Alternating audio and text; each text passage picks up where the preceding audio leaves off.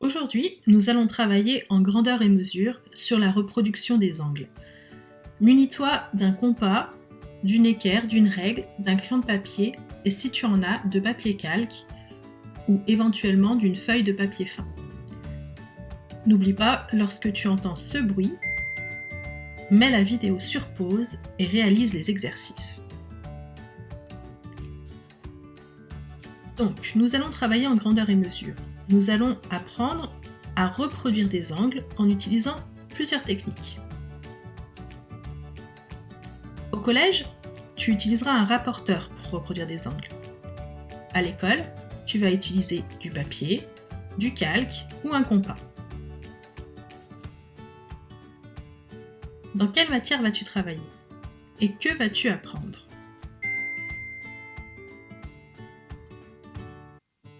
Tu vas travailler en grandeur et mesure et tu vas apprendre à reproduire les angles. Petit rappel, tu dois savoir déjà identifier les angles. Premier angle à savoir identifier, c'est l'angle droit. L'angle droit correspond à l'angle de l'équerre. Sa mesure est de 90 degrés.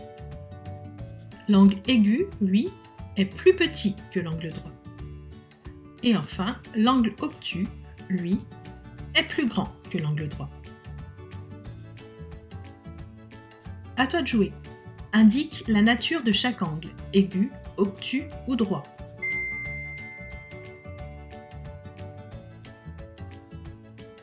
Et voici la correction.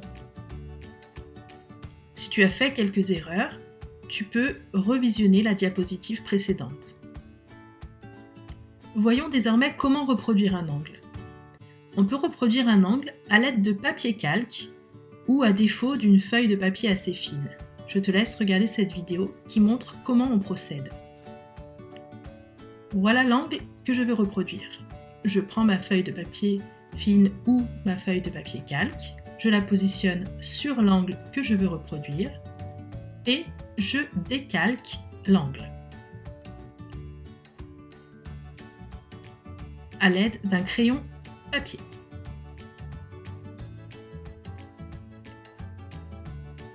Une fois que j'ai décalqué mon angle, je vais retourner le papier calque,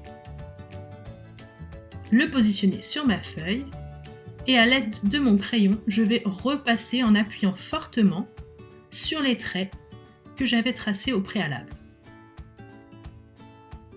Lorsque je soulève le calque, je vois que mon angle a été reproduit. Je peux le repasser à la règle pour avoir une finition plus propre.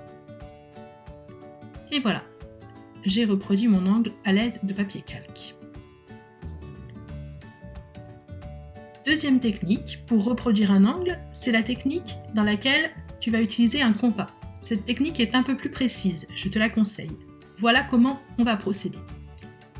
Nous avons ici l'angle que l'on souhaite reproduire. Je vais commencer par tracer un des côtés de l'angle à l'aide d'une règle.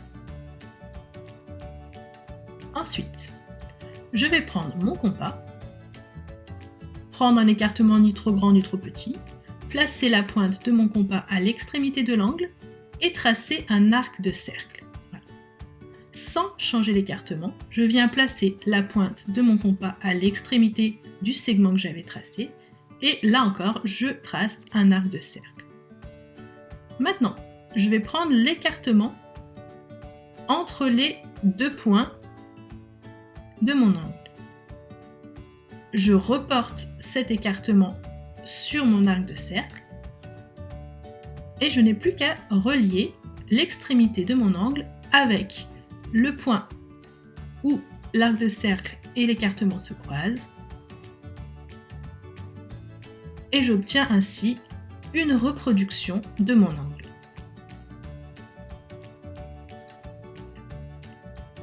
À toi de jouer. Sur une feuille, entraîne-toi à reproduire des angles.